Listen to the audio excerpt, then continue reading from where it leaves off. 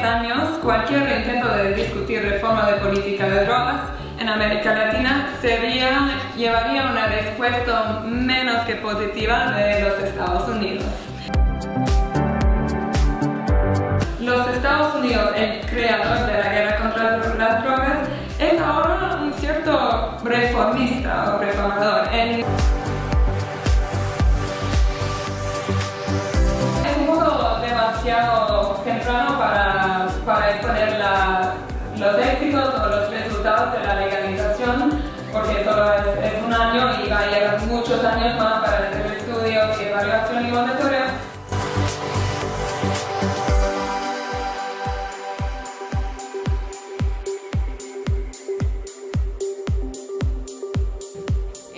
El momento es hoy, declaratoria de Guadalajara. Las Naciones Unidas identifican 5 consecuencias negativas no deseadas que se generan a partir de la prohibición de las drogas y las políticas de las mismas, incluyendo un mercado criminal que desestabiliza los países, genera violencia y encarcela a millones de personas cada año. Un enfoque punitivo alejado de la salud pública y el efecto globo, donde el cultivo, el tráfico y el consumo de sustancias se desplazan de un territorio a otro sin desaparecer, alimentando la discriminación y el estigma contra las personas que usan drogas.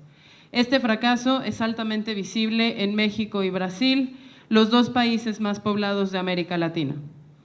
Los derechos humanos forman parte fundamental del derecho internacional, apareciendo en la Carta de las Naciones Unidas y la Declaración Universal de Derechos Humanos. Sin embargo, en las 3 convenciones más importantes sobre drogas, de 1961, 1971 y 1988, solo se hace alusión a los derechos humanos una vez, señalando la enorme brecha entre el respeto a los mismos y el control de drogas. Siguiendo las convenciones sobre drogas, la mayoría de los países han violado las convenciones de derechos humanos, algo que no aceptamos. Además, los estados deben garantizar el acceso a los medicamentos controlados, incluidos los opiáceos, necesarios para aliviar el dolor, proveer cuidados paliativos, servir de anestesia y atender la dependencia y mitigar otras formas de sufrimiento. De igual forma, los derechos económicos, sociales y culturales de las poblaciones indígenas han sido fuertemente violados en nombre del control de drogas, con miles de personas siendo criminalizadas por producir o consumir plantas que han formado parte integral de su historia, cultura, identidad, rituales y tradiciones. El uso de drogas es parte de la realidad y está profundamente integrado en prácticas y cosmologías de diferentes pueblos y sociedades. La criminalización de grandes contingentes de personas provenientes de estos grupos ha causado profundos daños en su autonomía, cultura y tejido social. Con docenas de miles de muertos, desaparecidos y desplazados en los últimos 7 años, México se encuentra frente a una crisis humanitaria causada por la estrategia represiva de combate al tráfico de drogas y por la violencia de las organizaciones criminales. Brasil, por su parte, tiene más de 56,000 muertes violentas cada año, la mayoría de jóvenes afrodescendientes, siendo el 3er país con mayor población carcelaria a nivel mundial, con cerca del 27% de los encarcelados por delitos relacionados a las drogas. La criminalización de actores involucrados con drogas ilegales es siempre selectiva, afectando desproporcionadamente a los más pobres, a las mujeres, a los jóvenes, a los indígenas y los afrodescendientes. En toda América Latina, el crimen de tráfico de drogas es lo que más afecta a mujeres, especialmente a las más jóvenes y pobres, a las madres solteras y jefas de familia que frecuentemente cuentan con baja escolaridad, son responsables por el cuidado de sus hijos y de otros miembros de su familia y pertenecen a minorías étnicas, negras, indígenas y latinas. En Brasil, cerca del 55% de las mujeres encarceladas son negras, mientras que en México hay un número significativo de mujeres indígenas en prisión por delitos relacionados con drogas. Considerando que los esfuerzos hasta ahora han fracasado y tomando en cuenta la próxima sesión especial de la Asamblea General de las Naciones Unidas, UNGAS 2016, y los contextos actuales de Brasil y México, recomendamos promover el respeto al uso terapéutico, medicinal, religioso y recreativo de las drogas en nuestras tradiciones y cultura. Integrar la participación de la sociedad, las personas que usan drogas, las víctimas, los cultivadores y los grupos más afectados en la construcción de las políticas de drogas. Desarrollar políticas públicas basadas en conocimientos científicos y éticos que garanticen el pleno respeto a los derechos culturales de los pueblos y los principios de las garantías de derechos humanos. respetar la soberanía de naciones y pueblos en temas de política de drogas y descentralizar las decisiones sobre política de drogas. Implementar una descriminalización efectiva de todo uso de drogas, impulsar el acceso a la atención y tratamiento dignos y humanitarios para usos problemáticos, fomentar la investigación científica sobre los efectos de las drogas, así como los potenciales terapéuticos de las sustancias psicoactivas, especialmente de la cannabis y los psicodélicos, apoyar la inmediata regulación legal de los mercados de cannabis, la droga ilegal más consumida en el mundo, revisar y cambiar los indicadores de las políticas de control de drogas y asegurar la producción y o importación de medicinas esenciales para el tratamiento del dolor, tanto de las sustancias prohibidas como el cannabis, cuyas numerosas aplicaciones terapéuticas han sido demostradas por una amplia literatura científica, como de sustancias controladas como los opiáceos y de todos los medicamentos que se encuentran en la lista de medicinas esenciales de la Organización Mundial de la Salud. Los daños del paradigma prohibicionista en el sistema de fiscalización internacional de drogas han sido devastadores y es hora de reconocer que el uso de drogas psicoactivas es un fenómeno intrínseco de la experiencia humana y crear nuevas políticas que respeten los derechos humanos, promuevan la salud pública y la protección social y cultiven el desarrollo en Latinoamérica. El momento es hoy. Congreso Drogas, Política y Cultura, Perspectivas Brasil y México, Guadalajara, 6 de octubre del 2015.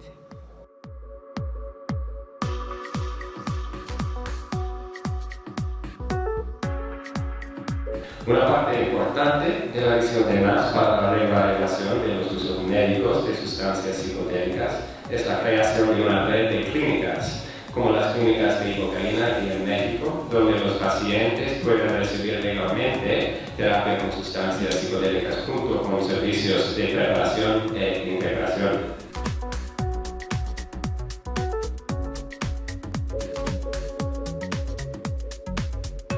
Había muchos otros que en conjunto conducían miles de sesiones con sustancias psicodélicas antes de que estas fueran criminalizadas.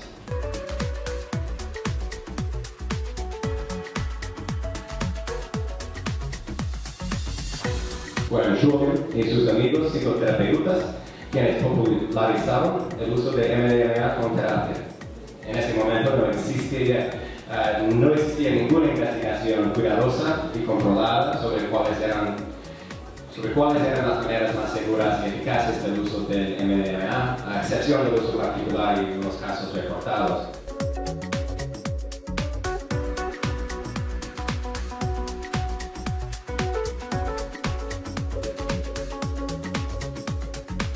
Tanto Brasil como México sufren trágicas consecuencias de la así llamada guerra a las drogas. La guerra a las drogas ha resultado en la desaparición, muerte y desplazamiento de docenas de miles de personas, sobre encarcelamiento y sobre todo la guerra a las drogas es una guerra selectiva hacia los escalones más vulnerables de nuestra sociedad, como es, por ejemplo, el caso de los jóvenes, de los pobres, de las mujeres, de los indígenas y de los afrodescendientes. Uno de los objetivos de este Congreso es justamente pensar en nuevos modos de regulación de las drogas. Lo que existe actualmente es que no hay ninguna clase de control. Más bien es casi como si todas estuvieran liberadas, porque sin ninguna clase de control no se controla la calidad, no se controla el acceso, no hay impuestos, no hay ninguna clase de autoridad responsable por regular este uso.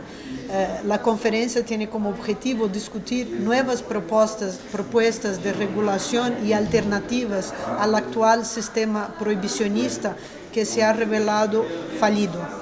El congreso que realizamos es resultado de una iniciativa conjunta entre Brasil y México, dos de los dos países más importantes, ricos y poblados de América Latina y que sufren de los mismos problemas de la guerra a las drogas.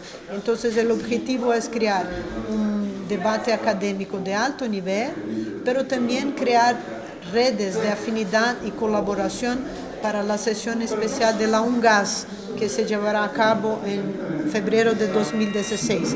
El objetivo es crear redes de alianza y colaboración entre investigadores mexicanos y brasileños para presionar a nuestros gobiernos a adoptar posturas más progresistas. Brasil también sufre de así como México, también existe, se hace sentir un poco la militarización de la guerra a las drogas. Brasil es un país extremadamente violento, así como México. Tenemos más o menos 56.000 muertes violentas al año y tenemos también una población carceraria sobrecargada. Tenemos casi el 30% de la población carceraria de Brasil está metida en el cárcel debido a temas relacionados a drogas. Y Brasil es quizás el tercer o cuarto país que más encarcela gente en el mundo. Entonces las actuales políticas de drogas se han revelado completamente problemáticas y necesitamos pensar en alternativas y cambios, en transformaciones urgentes. Nuestro Congreso va a sacar una declaratoria que será leída en español, en portugués y en inglés al cierre en la clausura, que es el martes a las 6:30 de la tarde, donde vamos a señalar algunos puntos que nos parecen fundamentales para este debate.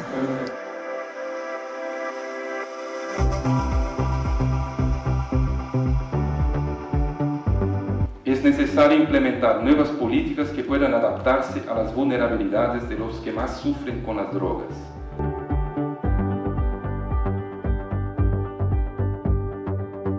Este uso nocivo y minoritario de las drogas se ha convertido en un motivo de preocupación de la sociedad y de la agenda política de los gobiernos y de las organizaciones multilaterales.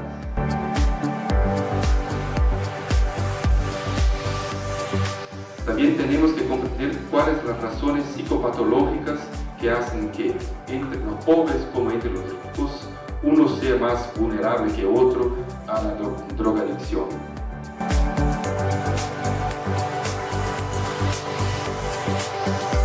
Me gustaría plantear que el uso de drogas es, desde el punto de vista histórico y antropológico, algo estructural y estructurante.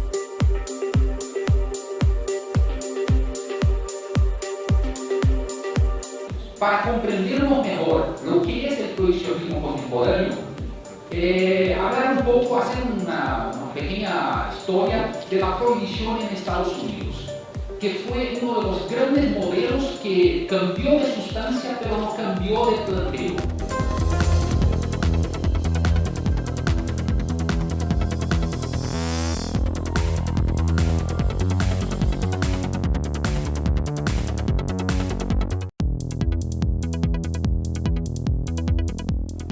Amigos de Ángulos, tenemos el gusto de platicar con Mauricio Fiore. Él forma parte de la Plataforma Brasileira de Política y Drogas y participó en un congreso que se llevó a cabo aquí en Guadalajara. En el marco de este congreso presentó una ponencia en donde habló acerca de cómo nos debemos de imaginar el post-regulacionismo, digamos, de la política de las drogas. Y nos da mucho gusto platicar con él acerca de este tema. Bienvenido, Mauricio.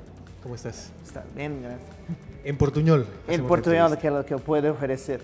Muy bien. De este punto. Bueno, primero preguntarte, en tu ponencia has hablado acerca de que tenemos que imaginar una era post-regulación. Es decir, no estacionarnos en lo que podríamos hacer, sino en lo ideal. Y has revisado modelos de regulación que, por ejemplo, era el caso de Colorado y de Uruguay. Sí, puede hablar de un modelo de post-prohibición, también que lo pensando en los modelos de regulación. Hay un conjunto de evidencias que indican algunos caminos para los modelos de regulación. Las experiencias son muy recientes y no hay ainda una conclusión. Pero en caso de Uruguay, la venta, la producción y la distribución oficial de marihuana no empezó ainda. Están preparando, solamente es posible la producción doméstica y la producción colectiva. En Colorado tenemos poco más de un año en venta, están ainda algunas evaluaciones, están se midiendo, se construyendo, pero las indicaciones que tenemos es que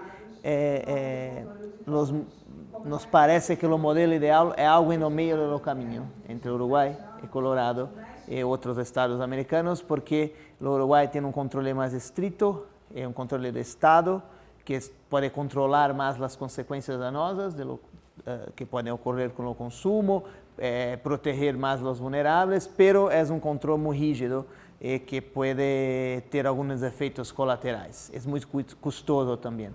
El Colorado, por otro lado, es muy libre, es más realista, está consiguiendo arrecadar impuestos, millones y millones de dólares, pero esta libertad también puede tener algunos problemas, como lo caso de las vendas que ahora están intentando cerrar, de los comestibles de cannabis, que pueden ser peligrosos, es lo ideal es que no se vendan los comestibles. Entonces, yo pienso que estos modelos tienen que ser mirados con muy cuidado, pesquisados, investigados, para que cada país comece, cada nación possa diseñar un modelo de regulación con las peculiaridades locales, ¿no? Ahora, has dicho una cosa que también me parece bastante importante, que es que generalmente los países que no hemos entrado a la desregulación, por ejemplo, de algunas drogas como la marihuana, nos imaginamos que la panacea es la regulación y que va a terminar, por ejemplo, la violencia, pero también el tráfico ilegal. Y eso no sucede.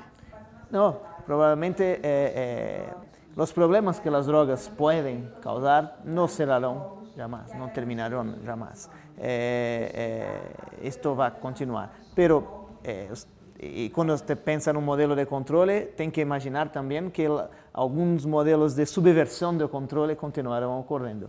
Entonces, vender la idea de la panacea para todos los problemas, no pienso que es honesto, es que es estratégico, porque esta fue la venda que fue feita por la prohibición a un siglo atrás, que prometió la panacea y diciendo que los problemas serían acabados. Pero podemos pensar que la violencia de los mercados puede ser duramente golpeada con un mercado legal. Esto puede, porque hoy en países como México y en Brasil, esto está bien demostrado en la literatura, en las evidencias científicas, que la gran causa de la violencia con drogas es la dinámica de mercado. La dinámica de mercado, los conflictos entre los grupos, los carteles, los gángsters, y también la represión policial de la guerra a las drogas, que en Brasil, por ejemplo, matamos 7 personas por día, la policía oficialmente, son 7 personas. Un policía también muere por día, oficialmente, porque tenemos también grupos de exterminio en la policía. Entonces, esto puede ser duramente afectado por una política de regulación. Esto que puede pasar, pero no es la panacea, no resolverá todos los problemas. Ahora, la regulación o la sobreregulación puede hacer también, paradójicamente, que en algunos casos como Uruguay, pues más bien la gente siga prefiriendo el mercado ilegal. Sí, eso puede ocurrir. Este es uno de los problemas que puede ocurrir en Uruguay porque está planeado que solamente pueden vender algunos tipos de plantas de cannabis, son 5 o 6, que serán producidos por una empresa contratada pelo Estado en una cantidad específica. Puede ser que este mercado, no tenemos que olhar, continuará existiendo. Pero tenemos que pensar también que es un proceso, son un siglo que tivemos de prohibición y la prohibición crió también una dinámica. Esta dinámica no será alterada de una hora para otra. Tenemos que pensar que puede ser que ese mercado ilegal continúe, pero no, cuando los sujetos perciberen los costos de comprar en el Estado o comprar en la loja regular y los costos de comprar en el mercado ilegal, puede hacer una escolha. Como se pasa con el tabaco en Brasil, que yo pienso aquí también, en Europa también, hay un mercado irregular de tabaco. Los tabacos contrabandeados en Brasil, ellos vienen de Paraguay, son más baratos, pero los pobres terminam comprando uma parte. Pero você pode educar as pessoas para dizer estes tabacos não são bons para você, não pagam impostos, e controlar. Tem que também aplicar alguma pena administrativa a essas pessoas que estão contrabandeando, para não haver uma guerra. Este é o ponto. Então, continua no mercado legal, mas sem esta carga de guerra e militarização que tem neste combate. Con la sola legalización de la marihuana o la despenalización de la marihuana, ¿baja el nivel de violencia? ¿No hay violencia acompañada, por ejemplo, a otras drogas como cocaína o como la heroína? Em cada país há um tipo de mercado. Eu penso que no caso de México, pelo que discutimos aqui no Congresso e pelo que já conheço los trabajos, parece que o mercado de cocaína, de metanfetamina e de heroína é mais relacionado com a violência da dinâmica de mercado. Em Brasil não é muito claro porque, ao que parece, a cocaína, cocaína crack, é a grande impulsão, a grande motivação do mercado e, portanto, o que cria mais violência. Pero o consumo de cannabis, de marihuana em Brasil é muito grande. É um mercado muito grande, está crescendo. Este dinheiro, esta plata toda que vai para o mercado, para o mercado ilícito, tem um papel na violência, no financiamento da violência. Então, se não vai acabar ou não vai golpear esta violência da cocaína e crack no primeiro momento, penso que terá sim uma consequência. E terá uma consequência de abrir a perspectiva da sociedade para a possibilidade de um mercado regulado de uma droga que não é um mercado ilegal. Isso também tende a ter um impacto na violência e na violência policial, da polícia, porque a polícia tem uma postura com drogas que é uma postura de perseguição, de combate moral à droga. E isso é também mudar a política de cannabis terá, eu penso, um efeito positivo nesse sentido.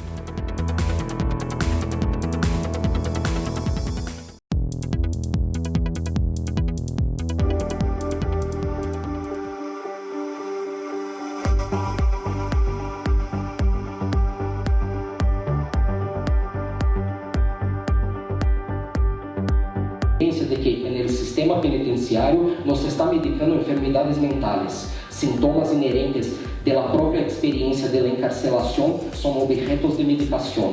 En este punto, las condiciones degradantes del cárcel producen efectos que a posteriori son regulados con píldoras psiquiátricas.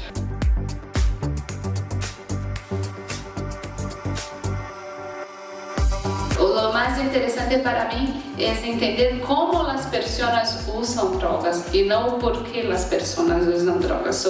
Son cosas diferentes.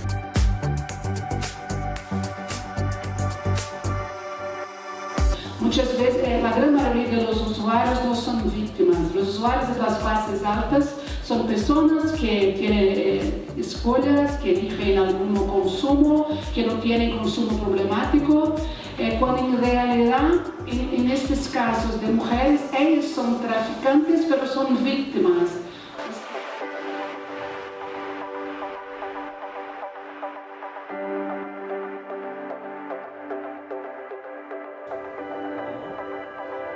Amigos de Ángulos, pues continuamos platicando de drogas y ahora tenemos la posibilidad de platicar con Fernando Belauzarán, hasta hace unos días diputado federal, quien se ha destacado por presentar iniciativas que tienen que ver con la desregulación de este tema y que por supuesto ha abierto el debate a nivel nacional, y él también participó en este congreso en el CIESAS Occidente. Nos da mucho gusto platicar contigo, Fernando. No, encantado y saludo a todos los leones negros de la Universidad de Guadalajara, con mucho cariño. Muchas gracias, Fernando. Oye, primero preguntarte, México ha sido vanguardia en esto de la desregulación. Platícanos de la experiencia de los años 40. Sí, bueno, en 1940 un médico importante, Leopoldo Salazar Viniegra, decía esto de la prohibición solo beneficia al crimen, no ayuda a los que de alguna manera son usuarios de las drogas y las requieren. Entonces vamos a cambiar el paradigma y en lugar de verlo con unos ojos de seguridad en la lógica represiva, veámoslo como un problema de salud pública y despenalicemos las drogas, y el Estado puede proporcionar a aquellos que lo necesiten. Entonces, y nos quitamos de el mercado negro, que es el que beneficia obviamente al crimen, porque encarece los productos y obviamente eso hace que sea un gran negocio ilegal. Y pues lo intentamos, hubo presiones del de Estados Unidos porque volviéramos al carril de la prohibición que ellos estaban proponiendo. Lázaro Cárdenas pues era un presidente que valoraba mucho la soberanía nacional y rechazó las presiones norteamericanas. Pero Estados Unidos quitó la exportación o importación para México de medicinas opiáceas. Entonces en los hospitales nos estábamos quedando sin medicinas, y con esa presión que hizo Estados Unidos sobre México, México dio marcha atrás y tuvo que volver, digamos, al carril prohibicionista, ¿no? Pero la verdad es que lo que decía Leopoldo Salazar Viniegra se cumplió, ¿no? La verdad es que ahora lo que hemos visto con esta prohibición es que los criminales son cada vez más fuertes y el Estado es cada vez más débil. Y nosotros, la sociedad, somos cada vez más inseguros precisamente por la dinámica. ¿Cuál es el punto? Imagínate, si alguien entra a una tienda de abarrotes y agarra una botella de vodka y se echa a correr, entonces el empleado o el dueño que esté ahí habla a la policía, habla a la ley y dice, oigan, me acaban de robar el vodka, y tiene a la justicia de su lado. Pero ¿qué pasa entre los criminales que tienen, pues digamos, el mercado de la marihuana? Como ellos no pueden ir a la policía porque es una sustancia ilegal, ellos se tienen que defender a sí mismos y tienen que generarle miedo a sus competidores. Bueno, aquí en México, ¿hasta qué grado hemos llegado? Pues llegaban a filmar hasta decapitaciones para amedrentar a los otros, porque no hemos estado. Entonces, la verdad es que este asunto de la prohibición ha conseguido exactamente lo contrario a lo que se ha propuesto lograr. Ahora hay mayor consumo, hay mayor producción, hay mayor tráfico. Y además tenemos una violencia desbordada, un Estado infiltrado, policías no confiables precisamente porque o se someten a las policías o el famoso plata o plomo, ¿no? Entonces estamos en el peor de los mundos, porque además, ¿qué genera o qué fomenta el abuso de drogas legales o ilegales? Pues la desintegración familiar. Y tú dime, si 100,000 muertos en 8 años, 26,000 desaparecidos, un número incuantificable de desplazados, nuestras cárceles repletas con jóvenes consumidores, ¿a poco creen que no ha dañado a la familia, al núcleo familiar? Acá hay un daño social que todavía no alcanzamos a vislumbrar el alcance, porque eso es, tenemos una tragedia humanitaria, que prácticamente son cifras propias de una guerra civil, y eso es lo que promueve pues, el abuso de drogas ilegales. Es decir, si lo que se buscaba era prevenir con esto, logran exactamente todo lo contrario, ¿no? Y yo creo que toda política pública debe sostenerse por sus resultados, y los resultados del prohibicionismo son desastrosos, absolutamente desastrosos, y por cuestiones morales justifican su fracaso. Ahora que ya que introduces el término de moral, también te referías a eso, que se está luchando en realidad contra el placer, contra el gusto de la gente de darse a sí mismo un placer también en el caso de los consumidores. Sí, hay una proscripción del placer, porque ¿cuál es lo que lleva a mucha gente a probar drogas, legales o ilegales? Pues bueno, sentirse bien, etcétera. Las mismas Naciones Unidas, las oficinas de la droga y el delito, dicen que el 90% de los usuarios no son problemáticos. Es decir, que pueden consumir su droga y seguir siendo productivos. Es como si te tomas una copa en la comida o eres bebedor social, eso no te impide pues trabajar y ser funcional y estar bien con la gente. Pues lo mismo pasa con las otras. ¿Qué es lo que nosotros necesitamos hacer? Pues fomentar la prevención. Pero ¿cuál es la prevención correcta? La prevención correcta es aquella que forma ciudadanos responsables. Y la primera responsabilidad es la del cuerpo propio, que uno asuma la soberanía de su cuerpo y se haga responsable de su organismo. Esa es la primera. ¿Por qué? Porque la correcta prevención no es que alguien no consuma porque no puede, porque siempre puede.